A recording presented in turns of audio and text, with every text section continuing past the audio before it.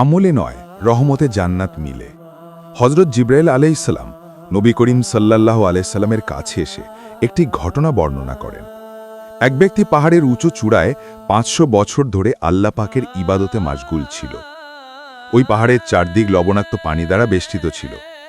আল্লাহ তাআলা তার জন্য পাহাড়ের অভ্যন্তরে সুপেয় পানির ঝর্ণা এবং একটি আনার গাছের সৃষ্টি করেন। প্রতিদিন সেই ব্যক্তি আনার ফল খেত এবং পানি পান করত, আর পানি দিয়ে অজু করত। সে ব্যক্তি আল্লাহ তাআলার কাছে এই দোয়া করল, হে আল্লাহ, আমার দেহ থেকে রুহু যেন সেজদারত অবস্থায় কবজ করার ব্যবস্থা করা হয়। আল্লাহ তাআলা তার এই দোয়া কবুল করেন। হযরত জিব্রাইল আলাইহিস সালাম বলেন, আমি আসমানে আসা যাওয়ার সময় তাকে সেজদারত দেখতাম। কিয়ামতের দিন আল্লাহ তাআলা তার সম্পর্কে বলবেন, আমার এই বান্দাকে আমার রহমতে জান্নাতে প্রবেশ করাও। ওই ব্যক্তি বলবে, না, বরং আমার আমলের বারকাতে। তখন নির্দেশ আসবে, আমার নিয়ামতের বিপরীতে তার কৃতামল পরিমাপ কর। পরিমাপ করে দেখা যাবে 500 বছরের ইবাদত খতম হয়ে গেছে একটি চোখের নিয়ামতের বিনিময়ে। তখন আল্লাহ পাক নির্দেশ দিবেন, আমার বান্দাকে জাহান্নামে নিয়ে যাও। ফেরেশতারা তখন তাকে নিয়ে রওনা হবে। কিছু দূর যাওয়ার পর ওই ব্যক্তি আরজ করবে, হে আল্লাহ, আমাকে তোমার রহমতে জান্নাতে প্রবেশ করাও।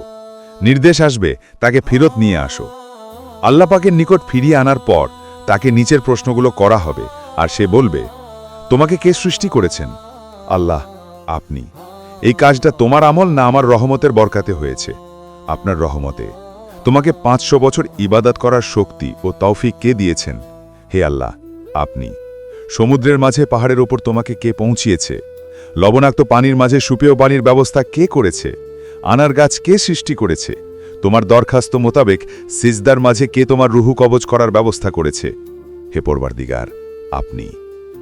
তখন ইরশাদ হবে, এই সব কিছু আমার রহমতে হয়েছে এবং আমার রহমতেই তোমাকে জান্নাতে দাখিল করছি। তথ্যসূত্র: রিয়াজুস সালেহিন 2:53-54। ভাই ও বোনেরা, ভিডিওটি ভালো লাগলে শেয়ার করুন, কমেন্ট করে জানিয়ে দিন কেমন লাগলো। সাবস্ক্রাইব করতে ভুলবেন না ইনশাআল্লাহ।